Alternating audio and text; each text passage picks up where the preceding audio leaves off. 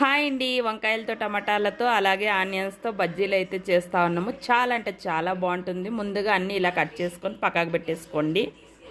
మామూలు బజ్జీల పిండి ఎలా కలుపుతామో అలాగండి. కొన్ని నీళ్ళు వేసేసుకొని, జీలకర్ర వేసేసుకొని, కాస్త సాల్ట్ వేసేసుకొని, అలాగే వంట సోడా వేసేసుకొని, శనగపిండి ఒక కప్పు వేసేసుకొని, కాస్త వేడి ఆయిల్ వేసేసుకొని ఒకసారి బాగా కలిపేసుకోండి. కొన్ని కొన్ని నీళ్ళు పోసుకుంటూ చూడండి, ఇలా కలిపేసుకుంటే సరిపోతుంది. ముందుగా వంకాయల్ని వేయించి పక్కకు తీసుకొని పక్కకు పెట్టేసుకోవాలి. చూడండి, ఇక పిండిలో ఇలా అనుకుంటూ రవెండుగా ఇక ఆయిల్ వేడైన తర్వాత వేసేయాలన్నమాట. చూడండి, వంకాయ బజ్జీలు అయితే రెడీ అయిపోయాయి. అలాగే టమాటా బజ్జీలు కూడా వేసేసుకోవాలి. అలా అంటే చాలా టేస్టీగా సూపర్గా ఉంటాయండి. టమాటో బజ్జీలు కానీ, వంకాయ బజ్జీలు కానీ, ఆనియన్స్ బజ్జీలు కానీ సూపర్గా ఉంటాయి. ఇక ఆనియన్స్ బజ్జీలు కూడా సేమ్ ఇలాగే వేసేసుకోవాలి. చూడండి, బజ్జీలు అయితే అన్నీ రెడీ అయిపోయాయి కదా.